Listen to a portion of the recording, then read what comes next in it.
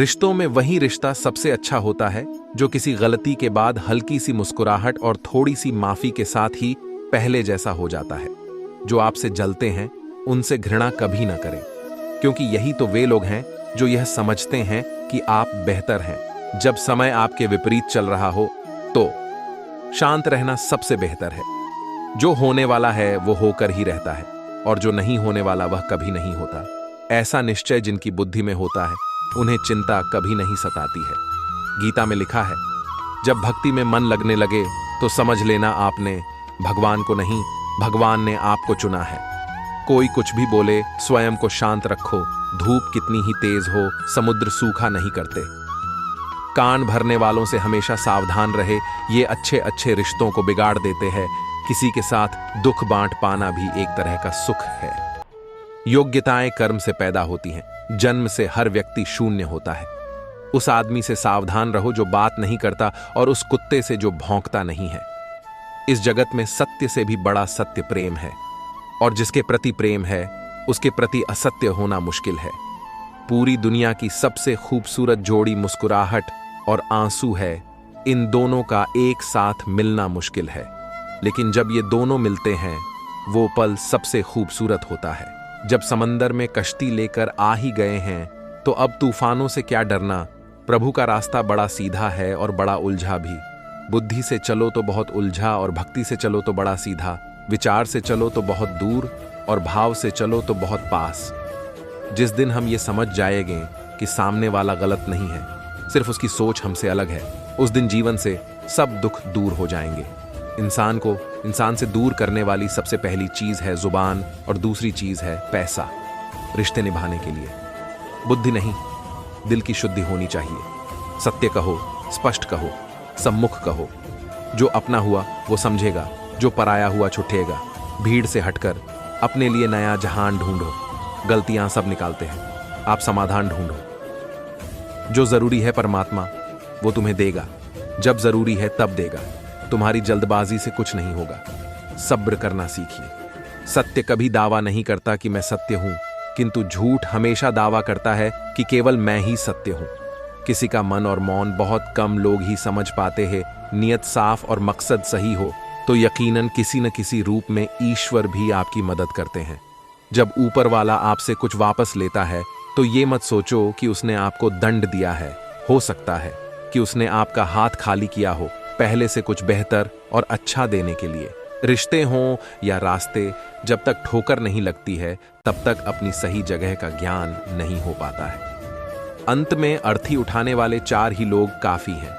अब ना ज्यादा लोग अच्छे लगते हैं और ना ही अब किसी से अच्छाई की उम्मीद। रिश्ता उसी से रखो जो इज्जत और सम्मान दे, मतलब कि भीड़ बढ़ाने का कोई फायदा नहीं। बदनामी का डर तो सिर्फ उसे होता है जिसमें नाम कमाने की हिम्मत नहीं होती। श्री कृष्ण कहते हैं, उन्हें छोड़ देना ही उचित है जो आपके होने का मूल्य ना जानते हो। नसीब से मिलते हैं दिल से रिश्ते निभाने वाले, वरना हम सफर पाकर भी ना जाने कितने लोग उदास हैं। सब लोग कहते हैं सीता और द्रौपदी के कारण हुई रामायण और महाभारत। किसी ने यह नहीं कहा कि नारी का सम्मान न करने का अंत है रामायण और महाभारत। जिस इंसान को गुस्सा ज्यादा आता है वो अंदर से उतने ही नर्म और इमोशनल स्वभाव के होते हैं, और साथ साथ इनकी तर्क शक्ति भी बहुत तेज होती है। ऐसे लोग काफी ईमानदार और खुले विचार के होते हैं। रिश्ते में विश्वास और मन में प्रेम हो तो रिश्ते कभी नहीं टूटते। सोचो, स्त्री और धन दौलत में आनंद अगर होता तो बुद्ध और महावीर यूं घर ना छोड़ते। यदि कोई योग्य मित्र मिला हो तो उसके साथ चले, यदि कोई नहीं मिला तो एक राजा की तरह अकेले ही चले।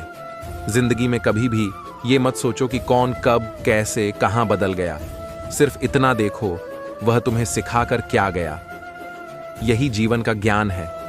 पीड़ाएं केवल दुख नहीं देती, ज्ञान भी देती हैं। अहंकार छोड़ दो तो उसका मतलब सिर्फ इतना ही होता है कि तुम अब तक जो अतीत ने तुम्हें बनाया है उसे विस्मृत करो, उससे अपने को विच्छिन्न कर लो, ताकि ताजे के लिए घटने के लिए जगह बन सके। अगर आप अपने अवचेतन मन में यह डालते हैं कि आपको बस 3 घंटे बाद उठना है, भले ही 2 दिन से आप सोए ना हो, लेकिन 3 घंटे के बाद तरोताज़ा फील करते हुए आप नींद से उठ जाएंगे। जवानी तुम संसार को देते हो और बुढ़ापा परमात्मा को। तुम्हारे देने से पता चलता है कि मूल्य किसका है। जवानी तुम व्यर्थ को देते हो और बुढ़ापा सबसे मूल्यवान को। जब शक्ति होती है तब तुम गलत करते हो, और जब शक्ति नहीं होती तो तब तुम कहते हो कि अब अच्छा करेंगे। स्वयं विचार करें, अगर आप दूसरों के विचारों से अपनी जिंदगी चला रहे हैं तो एक दिन आप खुद को एक पिंजरे में पाएंगे। अगर कोई रास्ता आपको डरा रहा है तो समझ लेना आगे बहुत बड़ी सफलता आपका इंतजार कर रही है। मछलियां भी खुश हो गईं ये जानकर, आदमी भी आदमी को जाल में फंसाने लगा है। जीवन एक रेलगाड़ी है, जब तक चलती रहती है लोग आते जाते रहते हैं। कभी तेज चलती है, कभी धीमी चलती है, कभी स्टेशन पे रुकती है। कुछ नए लोग आते हैं, कुछ पुराने उतर जाते हैं, पर सफर चलता रहता है। जब आखिरी स्टेशन आता है सब उतर जाते हैं, कोई साथ नहीं रहता। इसी का नाम जीवन है, तो हमेशा चलते रहो। जब अच्छा समय नहीं रहा तो बुरा भी नहीं रहेगा। इंसान का कुछ समझ नहीं आता। इंसान अपने बच्चों का जन्मदिन बनाने के लिए किसी बेजुबान का मरण दिन बना देता है। कभी कभी मन को मना लेना ही बेहतर होता है। हर जिद हमें खुशी नहीं देती। स्त्री हट के समक्ष सब बेबस है। स्त्री हट, अगर पत्नी किसी बात के लिए हट कर दे तो दुनिया का कौन सा पति अपनी पत्नी के हट को इनकार कर सकेगा। और तो और हमारे रामचंद्र जी महाराज को ही देखिए। सीता जी ने कहा, मैंने सुवर्ण मृग देखा है, मुझे वही मृग चाहिए। अब सुवर्ण मृग तो कोई होता नहीं। इतनी समझ तो गुरु मां एक बालक को भी होती है, एक साधारण व्यक्ति को भी होती है। लेकिन जानकी जी ने कहा कि सुवर्ण मृग मैंने देखा है और वह मुझे चाहिए। श्री राम के बार बार समझाने पर भी उन्होंने हठ नहीं छोड़ा। श्री राम को तो फिर उस मायावी मृग के पीछे जाना ही पड़ा। कैकेयी तो स्त्री हट का सबसे बड़ा उदाहरण है। उसने अपने पति से हठ किया कि राम को 14 साल का वनवास दो और मेरे पुत्र भरत को राजगद्दी पर बिठा दो। ये न्यायोचित तो था नहीं, नीति विरुद्ध ही था। राजा दशरथ जानते थे कि उनके दिए हुए वरदानों का कैकेयी दुरुपयोग कर रही है, फिर भी उनको स्त्री हट के आगे झुकना पड़ा, मानना पड़ा उसके हट को। बात बाल हट। बच्चा अगर हट कर ले और उसकी जिद पूरी करने में पूरे परिवार को भी अगर जुटना पड़ जाए तो परिवार जुट ही जाएगा। हालांकि हट को तो बुरा ही माना गया है, फिर भी अगर बालक हट करे तो क्षमा दी जाती है। यह सोचकर कि बच्चा है, जिद कर रहा कोई स्त्री अगर हट से अपनी बात मनवाना चाहे तो उसका पति अथवा घर के अन्य सदस्य उसकी बात को मानते तो हैं, पर उनके लिए वह एक मजबूरी हो जाती है। दिल से तो वे उसके हट को अच्छा नहीं मानते हैं। मजबूरी में अगर पत्नी के हट को पूरा करना भी पड़े तो भी पति के दिल को कोई प्रसन्नता नहीं होती है। आप जैसा करते हैं वैसा ही फल मिलता है। अक्सर आपने कुछ लोगों को हमेशा परेशान रहते देखा होगा। वे किस बात से परेशान हैं, इसका अंदाजा लगाना सबके बस की बात नहीं, क्योंकि वे अपनी चिंता दूसरे से साझा भी नहीं करते हैं। दरअसल आदमी जैसा कर्म करता है वैसा ही फल उसे प्राप्त होता है। ऐसी कहानियां और कथाएं आपने काफी पढ़ी और सुनी होंगी। जागरण अध्यात्म में आज हम आपको इससे जुड़ी ही एक कहानी के बारे में बताने जा रहे हैं। एक समय की बात है, एक गांव में दो किसान थे। वे खेती के साथ साथ बागवानी भी करते थे। एक अपने बाग में आम उगाए थे तो दूसरे ने किसान ने लीची उगाए थे। फलों के सीजन में उनके बाग में अच्छी पैदावार हुई तो वे दोनों अपने अपने फल बाजार में बेचने के लिए गए। बाजार से लौटते समय उन दोनों ने अपने लिए 5-5 किलो फल बचा लिए थे। वापस लौटते समय दोनों किसान रास्ते में मिले। दोनों एक दूसरे से बातें करने लगे। आम वाला किसान बोला, मैंने फल बचा तो लिए, लेकिन इस बार खूब फसल हुई, हम लोगों ने खूब आम खाए, अब खाने का बिल्कुल भी मन नहीं है। लीची वाले किसान ने कहा, यही हाल मेरा भी रहा, इस बार लीची की अच्छी पैदावार हुई है। दोनों ने यह फैसला किया कि दोनों आपस में फल बदल लेते हैं। आम वाले ने लीची ले ली और लीची वाले किसान ने आम, लेकिन आम वाला किसान बहुत लालची था। उसने दूसरे किसान से नजर बचाकर कुछ आम अपने कर रख ली। वहीं दूसरी ओर लीची वाला किसान आम पाकर बहुत खुश हुआ। वे दोनों अपने घर चले गए। घर जाकर लीची वाले किसान ने पूरे परिवार को आम खिलाए और उसे बड़ी अच्छी नींद आई। लेकिन आम वाला किसान रात भर शंका में जागता रहा। उसे यह लग रहा था कि उसकी तरह लीची वाले किसान ने कुछ लीचियां छुपाकर तो नहीं रख ली हैं। वह उस रात बहुत परेशान रहा। एक बार एक व्यक्ति अपनी नई कार को बड़े प्यार से पॉलिश करके चमका रहा था। तभी उसकी 5 साल की बेटी पत्थर से कार पर कुछ लिखने लगी। कार पर खरोंच लगती देखकर पिता को इतना गुस्सा आया कि वह बेटी का हाथ जोर से मरोड़ देता है, इतनी जोर से कि बच्ची की उंगलियां टूट जाती हैं।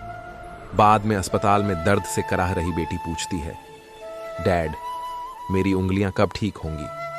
गलती पर पछता रहा पिता कोई जवाब नहीं दे पाता। वह वापस जाता है और कार पर लातें बरसाकर गुस्सा निकालता है। कुछ देर बाद उसकी नजर उसी खरोंच पर पड़ती है जिसकी वजह से उसने बेटी का हाथ तोड़ा था। बेटी ने पत्थर से लिखा था, आई लव यू पापा। इस कहानी से हमें यह सीख मिलती है, गुस्से और प्यार की सीमा नहीं होती। याद रखें कि चीजें इस्तेमाल के लिए होती हैं और इंसान प्यार करने के लिए, लेकिन होता इससे उलट है। लोग चीजों से प्यार और लोगों को इस्तेमाल करते हैं। हमारे दुखों के 5 कारण जो अपना मनचाहा प्राप्त होने पर कहते हैं प्रभु की कृपा है, पर मन के विरुद्ध होने पर उदास हो जाते हैं। यही प्रभु की कृपा का अधूरा दर्शन दुख का पहला कारण है। दूसरे का कुछ भी हो, उसका चाहे अहित हो, वह चाहे दुखी हो, पर हमारा भला होना चाहिए। हमारा यह मलिन स्वार्थ हमारे दुख का दूसरा कारण है। हमें वर्तमान में जो वस्तुएं प्राप्त हैं या अभिलाषित हैं, उनके छिन जाने या ना मिल पाने का निरंतर बने रहने वाला भय हमारे दुखों का तीसरा कारण है। जो हमें करना चाहिए वह ना करना, और जो नहीं करना चाहिए उसको करना, ये प्रमाद भरी आदतें हमारे दुखों का चौथा कारण है। हमें निमित्त बनाकर कहीं कोई सुंदर घटना हो जाने पर उसका सारा श्रेय हम अकेले ही ले लेना चाहते हैं। यही अहम भाव हमारे दुखों का 5वां कारण है। स्वास्थ्य सबसे बड़ी दौलत है, संतोष सबसे बड़ा खजाना है, आत्मविश्वास सबसे बड़ा मित्र है। ईश्वर सिर्फ मिलाने का कार्य करते हैं, संबंधों में दूरियां या नजदीकियां बढ़ाने का कार्य मनुष्य स्वयं करता है। मन के झूठ पकड़ें। कई दफा हम अपने सच से दूर भाग रहे होते हैं। हम नहीं जानते या जानना नहीं चाहते कि आखिर हम चाह क्या रहे हैं। एक तरफ कहेंगे कि हम अमुक को देखना नहीं चाहते, पर फिर कहेंगे कि वे बात क्यों नहीं कर रहे हैं। कभी कहेंगे कि किसी से कोई उम्मीद नहीं है, फिर चाहेंगे भी कि दूसरे हमारे लिए कुछ करें। इस तरह एक साथ 2 विरोधी विचार दिमाग में चल रहे होते हैं, हमें उलझा रहे होते हैं। ऐसे में कुछ पल ठहरें, अपने विरोधी विचारों को देखें, कुछ देर उन विचारों के साथ समय बिताएं। अब आप समझ जाएंगे कि आपको क्या करना है। अब ज्यादा परेशान नहीं करेंगे। मन क्या है? विचारों का सतत प्रवाह। जैसे राह दिन भर चलती है, भीड़ भाड़ गुजरती ही रहती है। कोई इधर जा रहा है, कोई उधर जा रहा है, कोई पूरब, कोई पश्चिम, कोई दक्षिण, कोई उत्तर। ऐसा मन एक चौराहा है जिस पर विचारों के यात्री चलते हैं, वासनाओं के यात्री चलते हैं, कल्पनाओं आकांक्षाओं के यात्री चलते हैं, स्मृतियों योजनाओं के यात्री चलते हैं। तुम मन नहीं हो, तुम चौराहे पर खड़े दृष्टा हो जो इन यात्रियों को आते जाते देखता है। लेकिन इस चौराहे पर तुम इतने लंबे समय से खड़ी दिए हो, सदियों सदियों से, कि तुम्हें अपना विस्मरण हो गया है। तुम्हें अपनी ही याद नहीं रही है। तुमने मान लिया है कि तुम भी इस भीड़ के हिस्से हो जो मन में से गुजरती है। तुम मन के साथ एक हो गए हो, तादाद में हो गया है। तुम मन की भीड़ में अपने को डुबा दिए हो, भूल गए हो, विस्मरण कर दिए हो। और यही मन तुम्हें भरमाए है, अपने ही अपनों को चैन से जीने नहीं देते। रोड पर घायल पड़े पक्षी को मैं घर लेकर आ गया। कुछ ही दिन में वो लगभग ठीक हो गया, घाव भर गए। मैंने एक गांव वाले से पूछा, ये पक्षी थोड़ा उड़ नहीं पा रहा, क्या मैं पास मौजूद पहाड़ी पर इसे छोड़ दूं? जहां इसके बिरादरी के और भी पक्षी है, उन पक्षियों के साथ इसका मन लग जाएगा। गांव वाले ने कहा, आपने इसे बचाया है तो इसे मरने के लिए मत छोड़ो। इसे ठीक होने तक अपने पास रखो, क्योंकि इसे कमजोर असहाय देखकर इसी के बिरादरी वाले इसे चैन से जीने न देंगे, इसे नोच नोच कर खा लेंगे। उस दिन जीवन की बात समझ आई। अगर लोगों को भनक तक लग गई कि आप कमजोर हो गए हो, तो आपको अपने तरीके से नोचना, नीचा दिखाना शुरू कर देंगे। इसलिए भले अकेले में घुटकर मर जाओ, लेकिन अपने आप को किसी की नजर में कमजोर साबित मत करो। क्योंकि आपकी असहाय स्थिति का केवल फायदा उठाया जाएगा, न कि मदद की जाएगी। भगवान की पसंद क्या है? भगवान को कौन लोग पसंद है? गीता में भगवान श्री कृष्ण ने कहा है कि मुझे सम रहने वाले लोग सबसे ज्यादा पसंद हैं। हर स्थिति परिस्थिति में व्यक्ति सम बना रहे, ये बड़ी बात है। दुख में ज्यादा दुखी न हो और सुख में ज्यादा उछले नहीं। सुख दुख, मान अपमान, जय पराजय, खोना पाना, आना जाना, ना जाना, हानि लाभ तो लगा ही रहेगा जीवन में। अगर एक जैसी स्थिति सदा बनी रहे तो जीना मुश्किल जाएगा। पल कहीं कोई जन्म ले रहा है, खुशियां मना रहे हैं तो किसी की अर्थी उठ रही है, दुख मनाया है, माहौल गमगीन है। कहीं कोई सुहागन बन रही है तो किसी का सुहाग उजड़ रहा है। इन सब पलों में व्यक्ति अपने को संभाल लें, भावनाओं में ना बहें तो कोई बात है। यहूदियों में एक कथा कही जाती है कि यहोवा भगवान को क्या पसंद है और क्या नापसंद। कथा में आता है कि यहोवा को घमंड से छड्डी आंखें, गलत मार्ग पर चलते पांव, किसी का हक छीनते हाथ और झूठी गवाही देती जीभ पसंद नहीं है। उसको सदमार्ग पर चलते पांव, सेवा व सहयोग करते हाथ, मधुर व हितकारी वाणी बोलती जीभ, उल्लास उत्साह से भरा हृदय, शांत मस्तिष्क, चेहरे पर प्रसन्नता के भाव और होंठों पर मुस्कान पसंद है। लेकिन ये सब है बड़ी महंगी और महंगी चीजों के लिए कीमत चुकानी पड़ती है। ये किताबों में पढ़ने से या खाली कहने सुनने से नहीं आ जाएगा आपके पास। ये किसी ज्ञानी ध्यानी का संग करने से, सद्ग्रंथों का अध्ययन करने से, सत्संग में जाने से। मानव जन्म मिलना सौभाग्य और सद्गुरु का मिलना परम सौभाग्य की बात है। जीवन में अगर संत हैं तो फिर सदा ही बसंत है। दुख तुम्हें वह सब देता है जो सुख नहीं दे सकता। वास्तव में सुख तुम्हें हर चीज से वंचित कर देता है। सुख तुमसे वह सब छीन लेता है जो कभी तुम्हारे पास था, जो तुम कभी थे।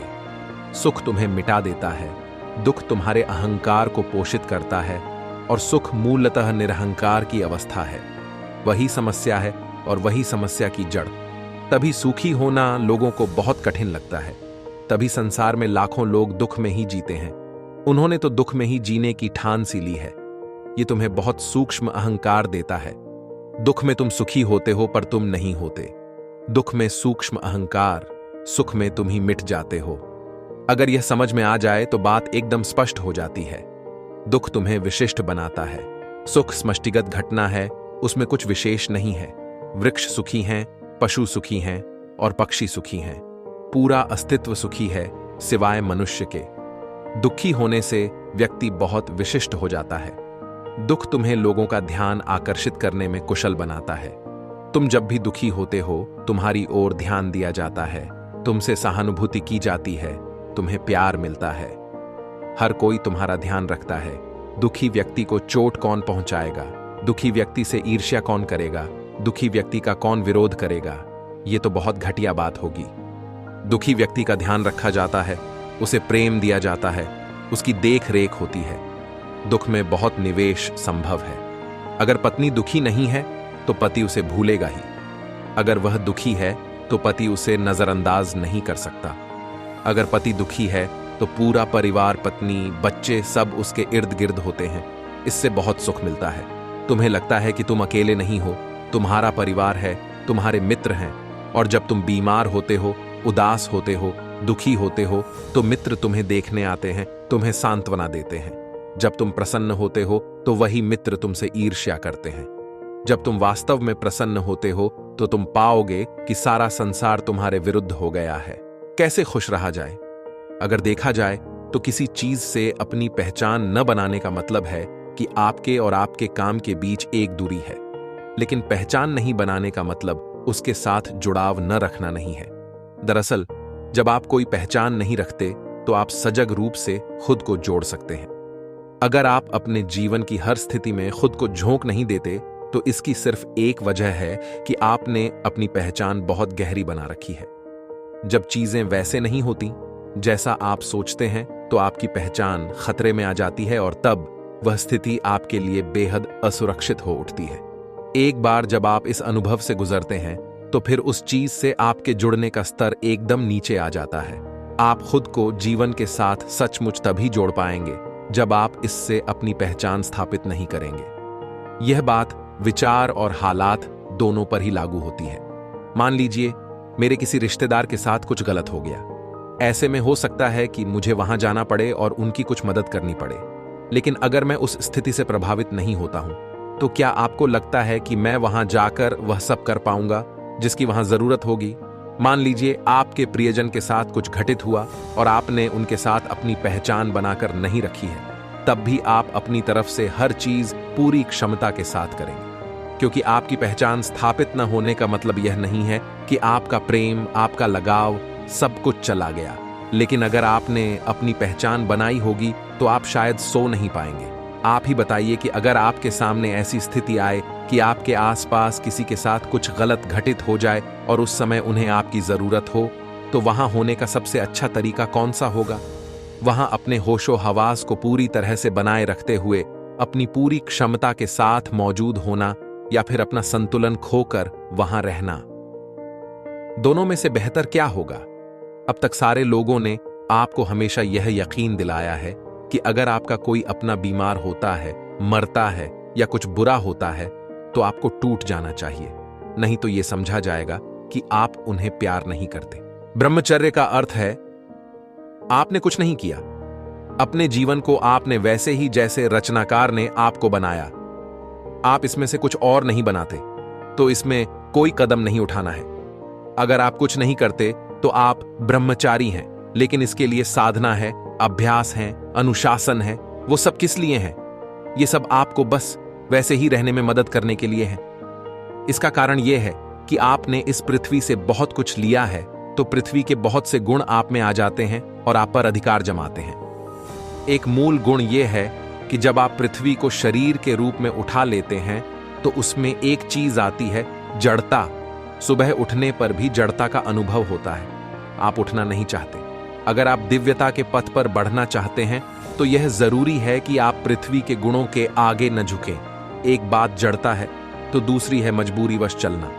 अगर आप पृथ्वी को शरीर के रूप में उठा लेते हैं तो आप पृथ्वी जैसे हो जाते हैं।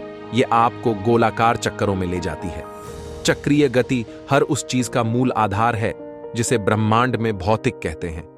आप अगर एक गोल चक्र में घूमते हैं, चाहे वह कितना भी बड़ा हो, आप हमेशा वापस आते हैं, चाहे कोई आपको वापस न बुलाए। हमें नहीं पता कि यह दुनिया आपका यहां होना पसंद करती है या नहीं, लेकिन आप किसी भी तरह से वापस आ ही जाएंगे, क्योंकि आप एक गोल चक्र में हैं। जो यह महसूस करते हैं कि यहां उनकी कोई जरूरत नहीं है, जो एक सीधे रास्ते पर चलना चाहते हैं, उनके लिए यह दिव्य पथ है, ग्रहों के जैसा गोल घूमने वाला प्रक्षेप पथ नहीं। तो कोई भी इंसान ब्रह्मचर्य को एक प्राकृतिक प्रक्रिया की तरह नहीं, बल्कि एक मार्ग और एक अनुशासन की तरह अपनाता है, जिससे वे जीवन की चक्रीय गति, जन्म मरण के चक्कर में न पड़े। वे जीवन की चक्रीय गति के आगे झुकना नहीं चाहते। तो ब्रह्मचर्य क्या करना होता है? अगर आप बहुत जागरूक हैं तो इसमें कुछ भी नहीं करना है। यह बहुत सरल है। आप रोज सुबह ऐसे उठते हैं जैसे अभी अभी पैदा हुए हैं। रात में सोने के लिए ऐसे जाते हैं जैसे आप मरने वाले हैं। बीच के समय में आप वो करते हैं जो लोगों के लिए उपयोगी है।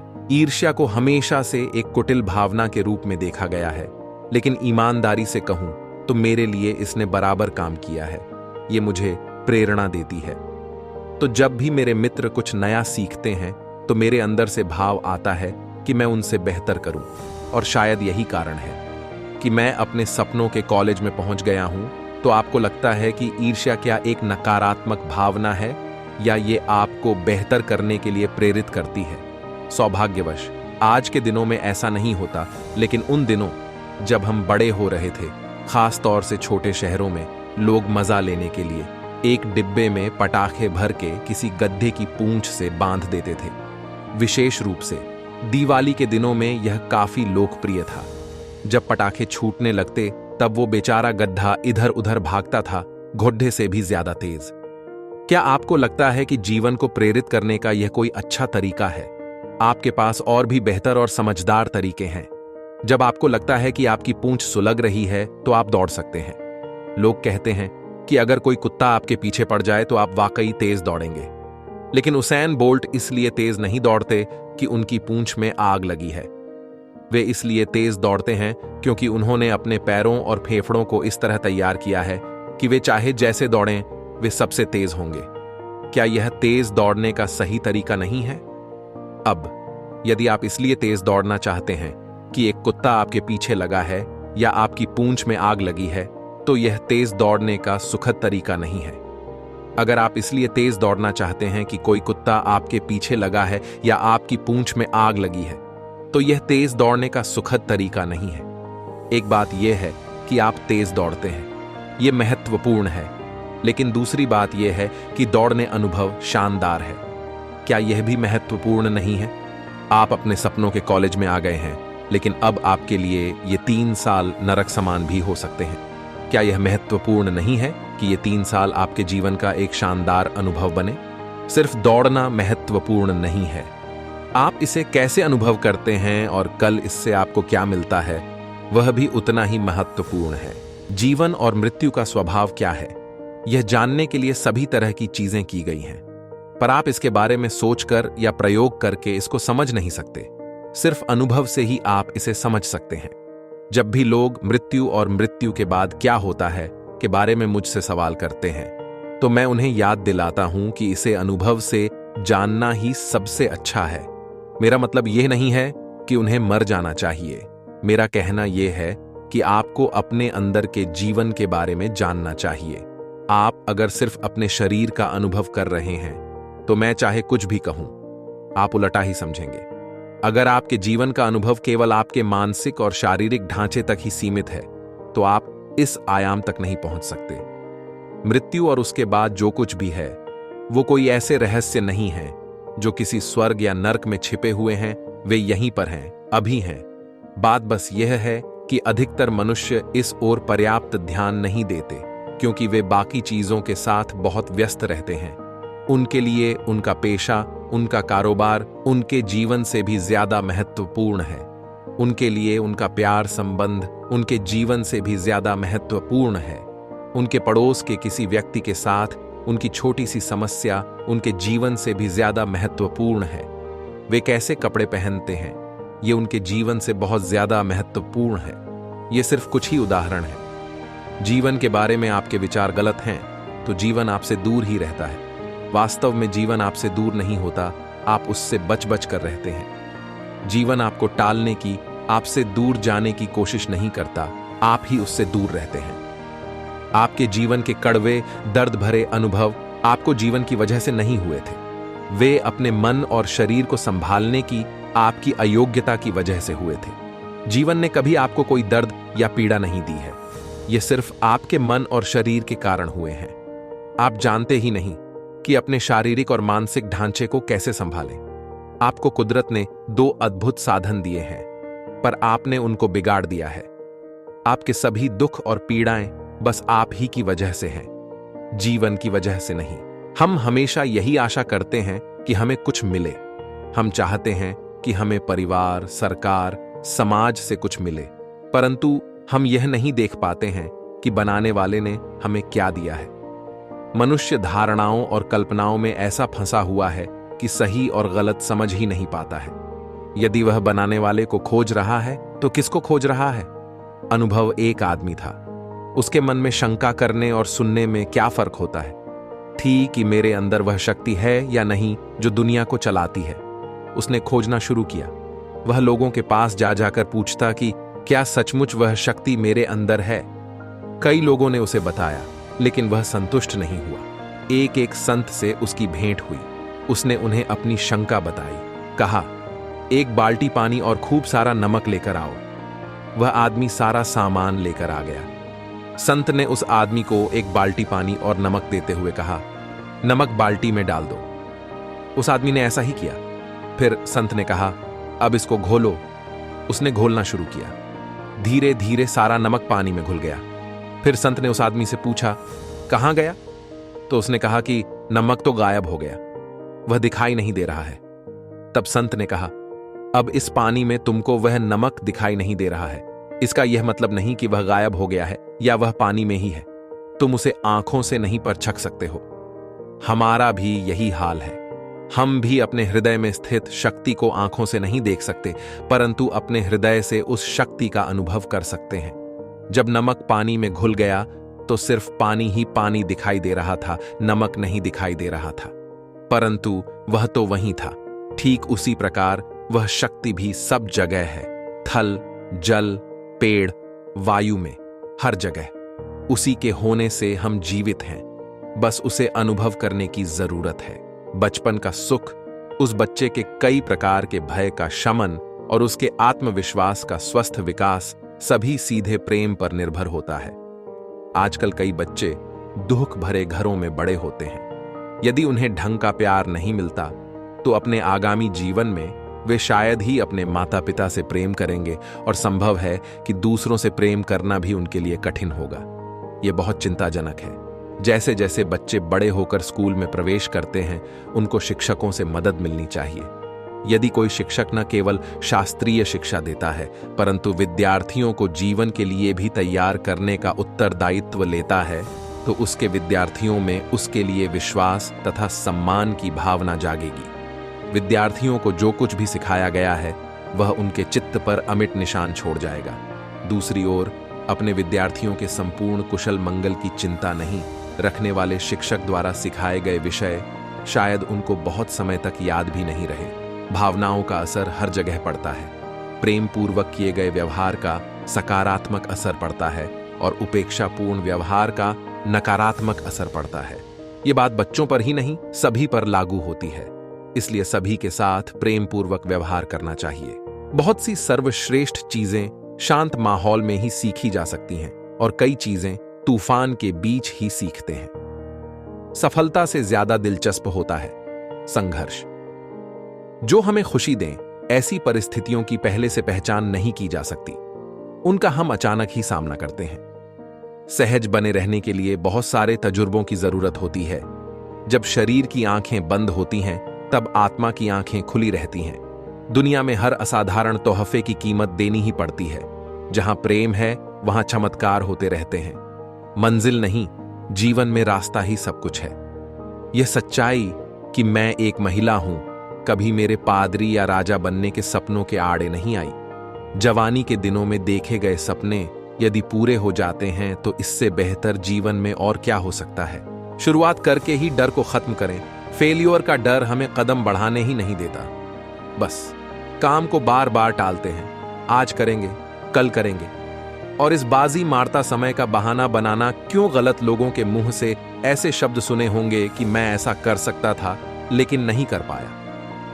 ऐसी बातें करने वाले वह काम इसलिए नहीं कर पाए कि उन्होंने कभी अपनी चक्कर में दूसरा है। अपने डर को खत्म करना होगा, डर से जीतना होगा, और यह संभव है जब हम कदम बढ़ाएंगे। ये नहीं सोचें कि फेल हो जाएंगे। बस हमें अपना बेस्ट देना है। अपने मस्तिष्क का दायरा बढ़ाएं। हम आज जो हैं उस स्थिति में बानमुन रचनात्मक बदलाव लाकर जीवन के उन क्षेत्रों में सफलता प्राप्त कर सकते हैं जो हमारी दृष्टि में कमजोर हैं, लेकिन जिनमें सफल अधिकांश लोग यह नहीं जानते कि बदलाव कैसे लाया जाए। इसके लिए हम अपने मस्तिष्क का दायरा बढ़ा सकते हैं। तय छोटी चीजों को करने में अपना समय देते रहे। जो लोग अपनी असफलता के लिए समय का बहाना बनाते हैं, वो खुद को और दूसरों को धोखा देते हैं। How to win friends and influence people मनपसंद काम कर सेहत बना सकते हैं। हर आदमी बेहतर सेहत चाहता है। सेहतमंद जीवन की खोज में हमने अनजाने में सेहतमंद और सुखी जीवन के लिए आवश्यक तथ्य हम यह काम जिसका और चुनौतीपूर्ण कार्य में सीधा संबंध है। अगर आपको काम में मजा आ रहा है तो यह सुखी और स्वस्थ जीवन की सर्वश्रेष्ठ गारंटी है। सफल लोग नापसंद कार्य भी खुशी से करते हैं। जीतना है तो जिद करो, नापसंद कार्य भी। प्रसन्न आइंडर। Think and grow rich. इंतजार न करें, समय कभी सही नहीं होगा। मन से इसलिए करें, बहुत से लोगों को जब कोई नापसंद कार्य करना पड़ता है तो वो पीछे हट जाते हैं। अपना तोता बदल सफलता के द्वार पर ले जाने वाला ही क्यों ना हो, लेकिन सफल लोग ऐसा कार्य बिना हिचकिचाहट प्रसन्न मन से बार बार करते हैं। उनका एक ही लक्ष्य होता है, सफलता प्राप्त करना।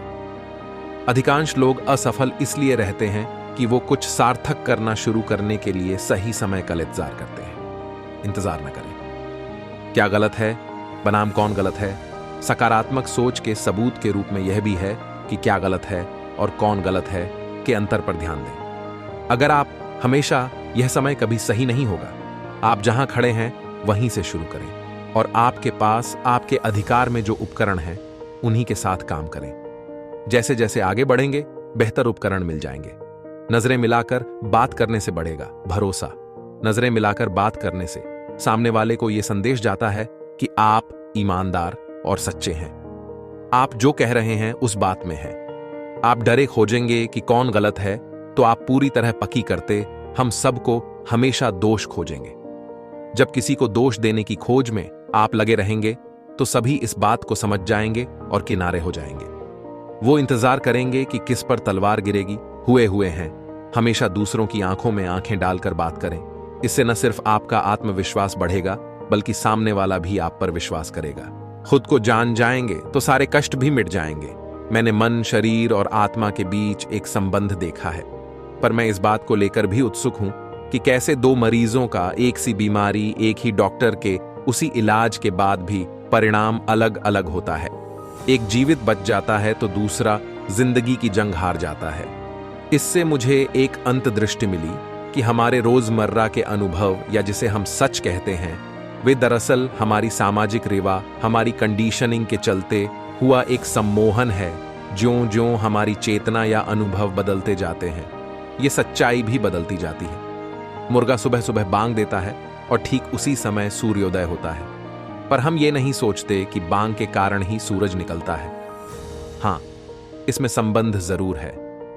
हमारा मन, दिमाग और ये भौतिक दुनिया अस्तित्व की गहराई में परस्पर संबंधित है। हम मौत से डरते हैं, क्या इसे रोक सकते हैं? जवाब है कि जैविक मृत्यु झूठे आधार से तय होती है, मतलब बायोलॉजी से।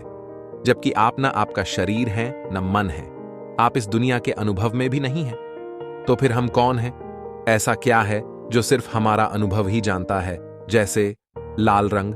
भौतिक दुनिया में कहीं भी ये रंग है या ये सिर्फ अनुभव है? मैं गारंटी देता हूं कि संसार में कोई भी वैज्ञानिक नहीं बता सकता कि ब्रह्मांड में लाल रंग एक भौतिक इकाई के रूप में मौजूद है। यह हमारी चेतना का अनुभव है। जब आपको एहसास होगा कि हर वो चीज जो आप मानते हैं कि सच है वह असल में है ही नहीं। जब आपको यह एहसास होगा कि आप जो अपने बारे में सोचते हैं कि आप कौन है, और जब एहसास होगा कि आपका आप जो भी देखते हैं वह कुछ लोगों के लिए अनंतिम है। हमारे कष्ट और दुखों का पहला कारण है कि हम नहीं जानते कि हम कौन हैं। आप खुद को शरीर, मन और अनुभव से उलझन में डाल देते हैं। दूसरा, आप उन अनुभवों और समझ में जकड़े रहते हैं जो खुद क्षणिक और सपने की तरह है। आप कहते हैं आपके बचपन में क्या हुआ ये गुजर चुका, बीते कल में क्या हुआ वो भी गुजर चुका। जर्मन दार्शनिक विटगेंस्टीन कहते हैं हम सोए हुए हैं, हमारी जिंदगी स्वप्न है, पर कभी कभार हम ये जानने के लिए सोकर उठते हैं कि हम सपना देख रहे हैं।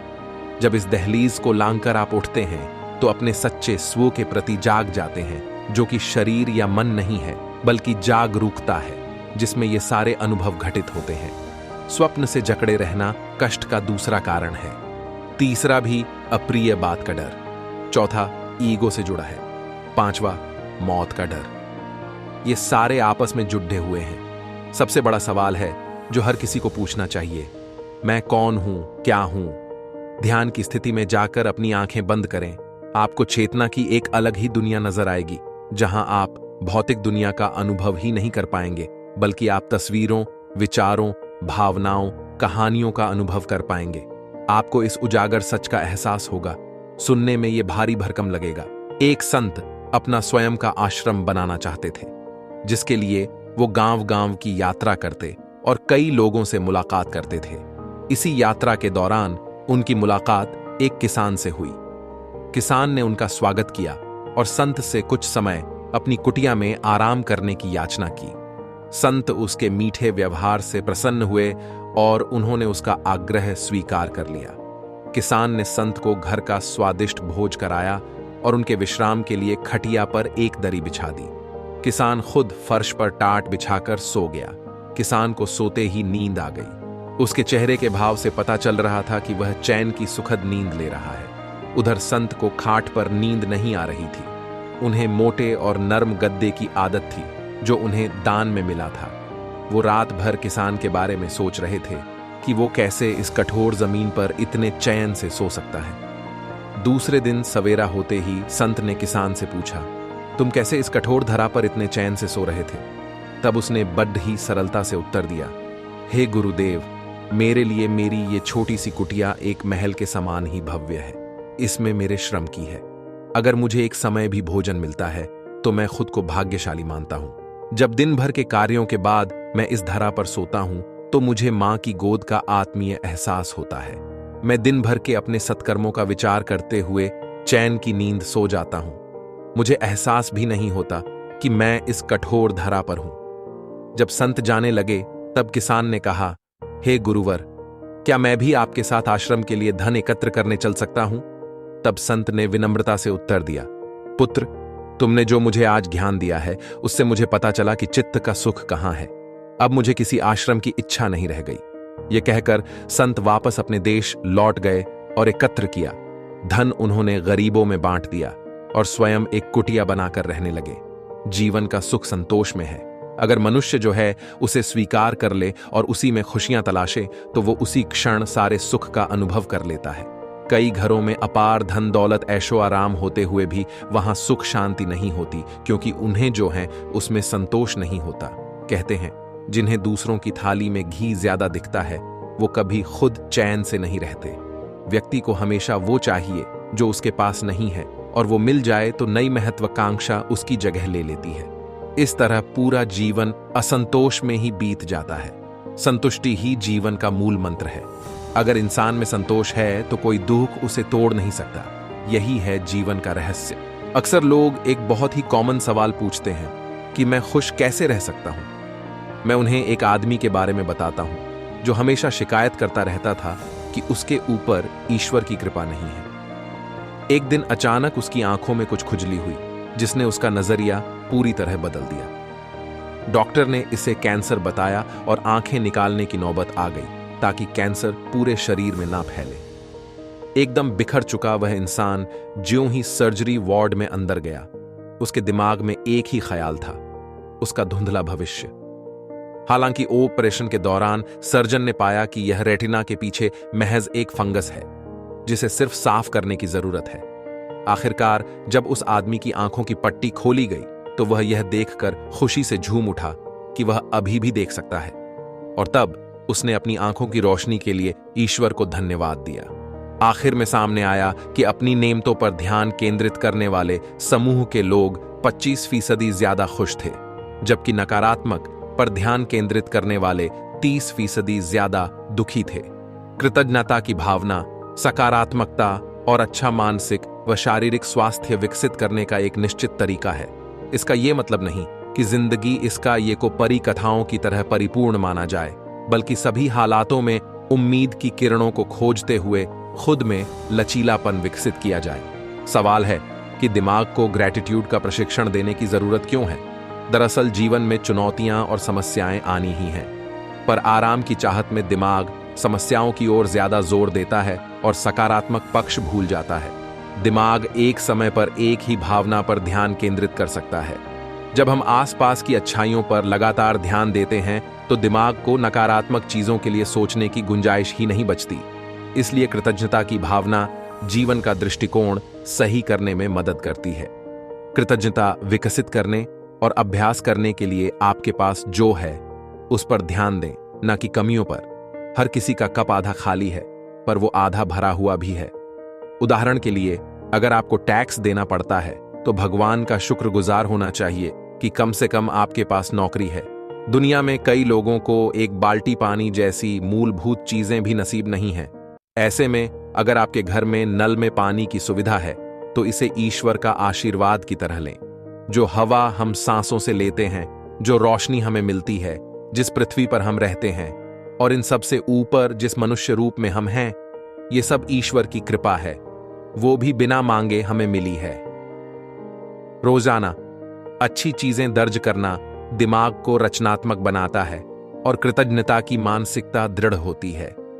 व्यक्तित्व में विनम्रता सींचें। ईगो ये यकीन दिलाने की कोशिश करता है कि हमारी स्वार्थी छोटी छोटी इच्छाओं की पूर्ति सृष्टि का मूल उद्देश्य है, और जब चीजें हमारे हिसाब से नहीं होती तो अपनी खींच को सही ठहरा। अपने जीवन से प्यार करते हो तो दूसरे जीव भी अपने जीवन से प्यार तो करते हैं। ये बात सदैव तुम्हें स्मरण रखना चाहिए। इस तरह की स्मृति को साधु धर्म कहा जाता है, और जो व्यष्टि इन तथ्यों के अनुसार आचरण करता है वही प्रकृत साधु है। अतः तुम्हारे चिंतन और कर्मों में किसी प्रकार का कोई अंतर नहीं रहना चाहिए। यदि कुछ अंतर है भी तो उस अंतर को धीरे धीरे घटाना चाहिए और अंत में उसे मिटा देना चाहिए। यहाँ विचार और कर्म को एक बिंदु पर मिलना चाहिए। मनुष्यों के बीच अथवा जीव जगत आदि के बीच भेदभाव का प्रचार करना नैतिकता नहीं है। परम आध्यात्मिक प्रशांति उस जगह कभी नहीं मिल सकती है जहां आपके विचारों में भेदभाव है। नैतिकता जीवात्मा को लक्ष्य की ओर धकेलती है और लक्ष्य उसे अपनी ओर अबाधित रूप से खींचता है। चूंकि परम पुरुष सभी सत्ताओं को अपनी तरफ आकर्षित करते हैं, इसलिए संस्कृत में उन्हें कहा जाता है। कृष्ण शब्द का एक अर्थ यह भी है कि जो अपनी ओर आकर्षित करता हो। इस शब्द का दूसरा अर्थ है वह सत्ता जिस पर सभी सत्ताओं का अस्तित्व निर्भर है। इस तरह एक तरफ परम पुरुष आध्यात्मिक साधकों को आगे बढ़ने की ओर आकर्षित करते हैं, वहीं दूसरी तरफ आध्यात्मिक साधक अपनी चेष्टा से, अपने प्रयास, अपने नैतिक बल से उनकी ओर बढ़ते हैं। प्रेरणाओं के इन स्रोतों के कारण मनुष्य अपने गंतव्य तक पहुंच जाते हैं। यदि कुछ लोगों को ऐसा अनुभव होता है कि परम पुरुष की सहानुभूति और कृपा उन पर नहीं है, वे उन्हें अपनी ओर नहीं खींचते हैं, तो मैं उन सभी को सलाह देना चाहूंगा कि वे नैतिकता में ज्यादा से ज्यादा प्रतिष्ठित हों। जब वे नैतिकता में पूरी तरह प्रतिष्ठित हो जाएंगे, तब जाकर वे भी परम पुरुष की कृपा का अनुभव कर पाएंगे। परम पुरुष का अपना कर्तव्य है कि वे हमें अपनी ओर आकर्षित करें, और हमारा कर्तव्य है कि हम अपनी चेष्टा से, अपने प्रयास से, अपने नैतिक बल से अपने लक्ष्य की ओर आगे बढ़ें, यानी परम पुरुष की तरफ आगे बढ़ें। यहां कर्तव्य करना सबसे ज्यादा जरूरी है। अध्यात्म विद्या की आराधना में तुम्हें जो सुख मिलेगा वह नित्य सुख है। इस सुख को ही आनंद कहते हैं। समझने योग्य बात यह है कि अनित्य वस्तुओं से आनंद नहीं मिलता, वह तो नित्य वस्तुओं से ही प्राप्त होता है। अनित्य वस्तुएं आएंगी, कभी हंसाएंगी तो कभी रुलाएंगी। अनित्य जगत में कितनी भी प्रिय वस्तुएं पा लो, वे एक दिन जाएंगी, किंतु एक वही तुम्हें नहीं रुलाएगा, क्योंकि वह नित्य है, अपरिणामी है, अपरिवर्तनशील सत्ता है। यम कहते हैं, हे नचिकेता, तुम्हारे सामने ब्रह्मधाम का द्वार खुल गया है। जिसने मृत्य वस्तुओं के विषय में सम्यक ज्ञान अर्जन किया है, जगत में तुम चाहे कंगाल बनाकर, रुलाकर चली, उसने विनाशशय सुख की तथा विनाश रहित दोनों प्रकार की वस्तुओं का ज्ञान अर्जन किया है। मननशीलता की वृद्धि के साथ साथ जीव खंड सुख से जितना ही बृहत ओर अर्थात आनंद की ओर अग्रसर होता है, उतना ही वह शरीरगत सुख छोड़कर मानसिक सूक्ष्म सुख की ओर झुकता चला जाता है। देश प्रेम भी ऐसा ही सुख है। देश प्रेम या ऐसे ही अनेक सूक्ष्म सुखों के लिए मनुष्य अपनी देह को उत्सर्ग करने में जरा भी नहीं हिचकता। ये मनुष्य की मनः प्रधानता के लक्षण है। कुत्ता और बिल्ली का सुख शरीरगत सुख है, उनके आधार में मन का सुख प्रधान नहीं हो सकता। कुत्ते बिल्ली को डंडे मारकर, लालच देकर पुकारो तो वह दौड़ता आएगा, किंतु मनुष्य साधारण धारण सा अपमान या मन पर साधारण सा आघात भी सहने के लिए तैयार नहीं होगा, क्योंकि उसके लिए मन का सुख प्रधान होता है। जो हमेशा तुम्हारी बाधकता की मुट्ठी से छटपुरत खाने पीने व तर किए रहता है, वह भी मन ही मन किसी के मन को उस खुशामद कर तुम्हारे मन को पर अत्यंत असंतुष्ट रहता है। वह इस पाने के लिए सदा सचेष्ट रहता है, अपनी छिपी हुई मनन शक्ति को जगा सकता है और उस उन्नत मन की सहायता से अंत में आत्मिक स्थिति पा सकता है। यही तो नित्य सुख है, जिससे सच्चे आनंद की प्राप्ति होती है। प्रेम की अभिव्यक्ति मौन में है, तभी तो प्रकृति में पेट पौधे, पशु पक्षी प्रेम प्रेषित करने में सक्षम है। जुबान से जो भी व्यक्त किया जा रहा है, जो मौन नहीं समझ सकता, प्रेम नहीं कर सकता। अगर प्रेम लेना या देना चाहते हो तो मौन में उतरो। जब तुम मौन में उतरोगे तब तुम पाओगे कि तुम प्रेम के सागर हो। फिर तुम प्रेम लेने वाले नहीं, सबको प्रेम देने वाले हो जाओगे। और अगर सही अर्थों में कहा जाए तो प्रेम में न लेना है, ना देना है। प्रेम में होना है, अर्थात आप प्रेम हो जाते हो। और जब कोई प्रेम ही हो जाएगा तो फिर उसमें और कुछ बचता नहीं है सिवाय प्रेम के। अतः प्रेम होना चाहते हो तो मौन में उतरो, मिटा दो सारी वाणी को, सारे शौर को। प्रेम आपको शांति से भर देगा। अगर किसी के प्रेम से आप में उद्विग्नता आती है तो वो उतावलापन सिर्फ एक वासना है, प्रेम नहीं। अगर आप प्रेम को समझोगे तो पाओगे आज हम तुम जिसे प्रेम कह रहे हैं वो सिर्फ मन बुद्धि की वासनाएं हैं। इसलिए हमारा प्रेम चंद दिनों में ही नफरत में बदल जाता है, क्योंकि वो प्रेम था ही नहीं, वासना मात्र थी। वासना को अपनी पूर्ति नहीं मिली तो वो वास्तविक रूप में आ गया है। उद्विग्नता वासना का ही प्रतिरूप है। सच्चा प्रेम तो कभी कभार कहीं उपजता है और उसकी प्रकाश लौ इतनी बड़ी होती है कि सब ओर प्रकाशित करती है। उसकी सुवास इतनी तेज होती है कि सब ओर सुवासित करती है। एक जिज्ञासु ने एक संत से सवाल पूछा, कृपया मेरी जिज्ञासा शांत कीजिए कि असली संत और ज्ञानी की परिभाषा क्या है। संत बोले, भाई मैं तो स्वयं ही बहुत साधारण सा व्यक्ति हूं।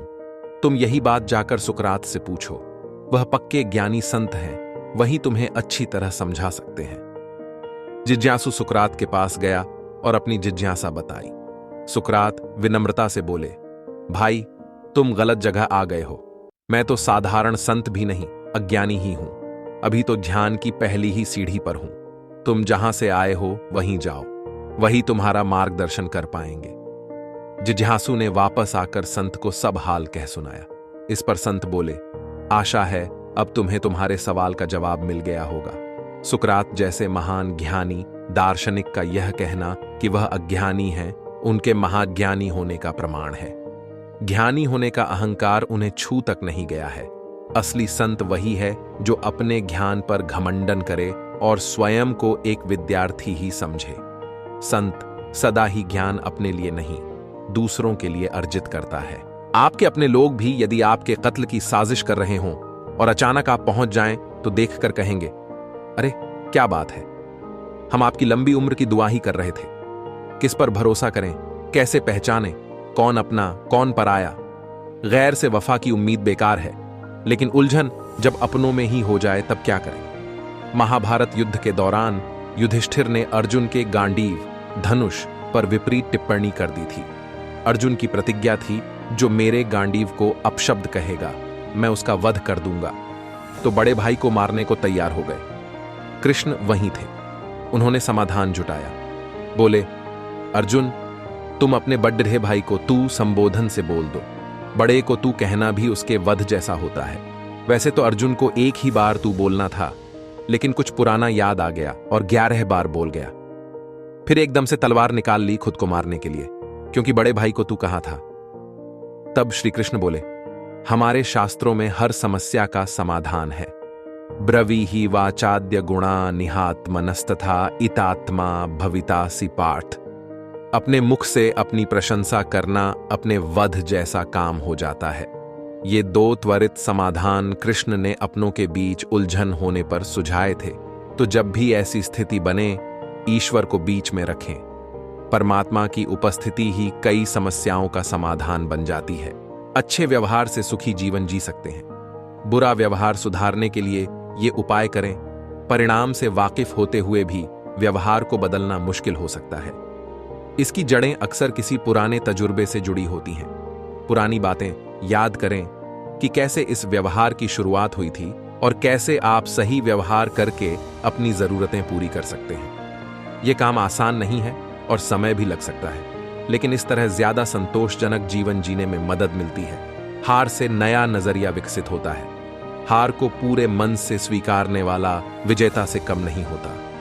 जब तमाम कोशिशों के बावजूद आप हारते हैं और सामने वाला पक्ष जीत जाता है, तब क्या करें? जब विकट परिस्थिति आए तो उसे स्वीकार करना ही चाहिए। हार को पूरी गरिमा से स्वीकार करना चाहिए। जीत से अधिक हार सिखाती है। हार से एक नया नजरिया विकसित होता है। अपनी भावनाओं को कैसे काबू में करें। बातचीत भावनात्मक भी हो सकती है। इसमें आप विचलित हो सकते हैं, चिंताग्रस्त हो सकते हैं या असंतुष्ट हो सकते हैं, लेकिन उत्तेजित होकर सफल नहीं हो सकते। भावनाओं को नियंत्रण में रखना जरूरी है। बात करने से पहले जितना खुद को तैयार करेंगे, उतना कम उत्तेजित होंगे। बातचीत पूरी होने पर नकारात्मक भावनाओं को बाहर करें और सकारात्मक बातों पर ध्यान दें। परफेक्शनिस्ट होना काम में बाधा बनता है। कामों की सूची छोटी नहीं होती, तो जो काम तनाव देते हैं पहले उन पर फोकस करें। आपका परफेक्शनिस्ट होना रोड़ा तो नहीं बन रहा? क्या किसी काम को ज्यादा समय देकर सुधार सकते हैं? अगर नहीं तो आगे बढ़ें। समय बचाने के लिए जो कर सकते हैं करें, ये जानने की कोशिश करें कि कौन से काम करना वक्त का सदुपयोग होगा। खुद को कमजोर समझने वालों का जीवन बदल देगी। ये कहानी एक चरवाहा जंगल में भेड़ बकरियां चराया करता था। घूमते घूमते एक दिन उसे शेर का छोटा बच्चा मिला, जिसने अभी आंखें भी नहीं खोली थीं। छोटा बच्चा सबको प्यारा लगता है। यह जानते हुए भी कि यह शेर का बच्चा है, उसे उठा लिया और भेड़ों का दूध पिलाने लगा। वह बच्चा धीरे धीरे बढ़ने लगा।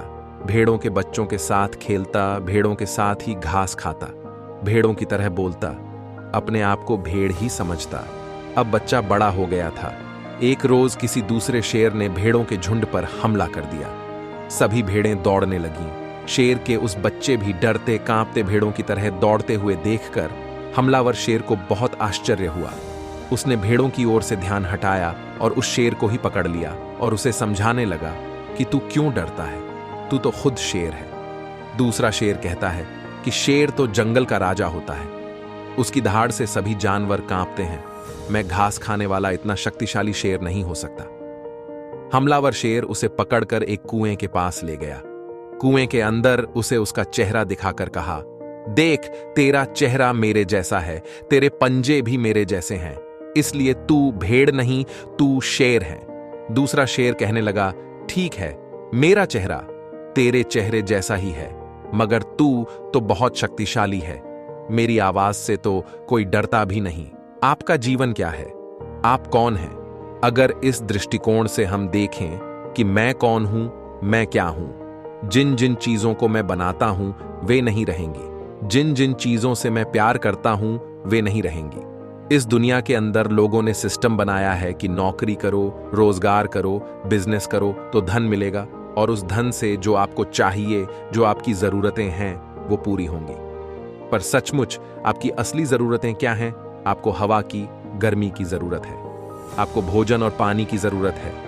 3 दिन पानी नहीं मिला तो हम जी नहीं सकेंगे। अगर 3 हफ्ते भोजन नहीं मिला तो हम जी नहीं सकेंगे। 3 मिनट अगर सांस नहीं चली तो मनुष्य जीवित नहीं बच सकता। पर अगर 3 दिन टीवी नहीं देखा तो उससे क्या कोई फर्क पड़ेगा? यही समझने की चीज है कि आपकी असली जरूरत क्या है और किन चीजों को आपने अपनी जरूरत बना रखा है और क्यों बना रखा है। इस संसार में बोले जा रहे झूठ के हम सब आदी हो गए हैं। हमको ये झूठ नहीं लगता। हम ठगे जा रहे हैं, परंतु हम उसके इतने आदी हो गए हैं कि हमको ये नहीं लगता कि हम ठगे जा रहे हैं। पर अगर कोई कहे कि तुम ठगे जा रहे हो, तुमसे झूठ बोला जा रहा है, तो हम उसे ही झूठा कहने लगते हैं। किसी भी चीज का आदी होने का मतलब है लापरवाह होना। अगर आपसे पूछा जाए कि आप किस किस चीज के आदी हैं, तो क्या कहेंगे आप? क्योंकि जिसके आप आदी हैं वह आपको मालूम ही नहीं है। क्या आप अपनी सांस की ओर ध्यान देते जिसकी वजह से आप जीवित हैं? आप उन चीजों की चिंता करते हैं जिनके सोचने से कुछ नहीं हो सकता। आपको यह भी नहीं मालूम कि सच क्या है और झूठ क्या है। सत्य यह है कि आप जीवित हैं, आपके अंदर सांस आ जा रही है। इससे बड़ा सत्य आपके लिए कुछ हो ही नहीं सकता। सत्य के आदी बनिए, सत्य को अपनाइए। अगर आप इसे जान जाएं, समझ जाएं, अपना लें, तो कोई भी ऐसा दुख नहीं जो आपको परेशान कर सकता है। कुछ संस्कृतियां और मत ईश्वर में सहज विश्वास कर लेना सिखाते हैं। दुनिया में कुछ ऐसी ताकतें भी हैं जो देखती हैं कि सृष्टि अपने स्रोत से अलग हो ही नहीं सकती। अगर इस सृष्टि के सृजन में सृष्टा का हाथ है, तो आपको बस इतना स्मार्ट बनना है कि आप उस सृजक ईश्वर का हाथ पकड़कर उसे नीचे खींच लें। आप उसका हाथ पकड़कर ऊपर स्वर्ग की ओर मत चले जाइए, बल्कि उसका हाथ पकड़कर उसे नीचे की ओर खींच लीजिए, ताकि वह हम सब लोगों के बीच में रह सके। उसे कोई विकल्प नहीं देना है। उसकी वजह है कि उसने हमें कोई विकल्प नहीं दिया। उसने हमसे नहीं पूछा था कि हम बनना, रचे जाना चाहते हैं या नहीं। तो फिर हमें उससे पूछने की क्या जरूरत है कि वह नीचे आना चाहता है या नहीं। हम जिस संस्कृति से आते हैं उसमें हम उसे कोई विकल्प देने में विश्वास नहीं करते। हमें उसके चेहरे से नकाब हटाना है ताकि वह सृष्टि की आड़ में छिपकर हमारे साथ अजीबोगरीब हरकतें न कर सके। जो शक्ति सृजन रचना करती है वह अपनी रचना से गायब नहीं हो सकती, लेकिन वह बड़ी कुशलता से खुद को तब तक छिपाने में कामयाब रहती है जब तक कि आप उसका नकाब हटाने की कोशिश नहीं करते। तो जिसे आप आध्यात्मिक प्रक्रिया कहते हैं वह महज उस ईश्वर पर पड़े पर्दे को हटाना है। बहुत से लोग जीवन के अनेक पलों में या फिर कई लोग अपने पूरे जीवन भर ऐसे जीते हैं मानो वे खुद में ही सब कुछ हैं। बहुत सारे लोगों के लिए उनका संघर्ष, उनकी समस्याएं, उनकी पीड़ा, उनकी कोशिशें, उनकी चाहत, उनका अकेलापन, जीवन जीने की कड़ी जद्दोजहद सब कुछ ऐसे हो रहे हैं मानो वे जो हैं अपने ही बलबूते पर हैं। ऐसे में लोगों को एक विकल्प दिया गया कि वे किसी चीज पर विश्वास कर लें ताकि मनोवैज्ञानिक तौर पर उन्हें राहत मिल सके। ये विकल्प लोगों को खास तरह की मजबूती का भाव, तसल्ली, सुनिश्चितता व खास तरह का आत्मविश्वास देता है। लेकिन अफसोस की बात है कि इस विकल्प से थोड़ी मूर्खता भी आ जाती है। किसी की कही हुई बात पर सहजता से आपका विश्वास कर लेना तब तक तो ठीक है जब तक आप दुनिया में किसी जिम्मेदार व शक्तिशाली पद पर नहीं पहुंच जाते।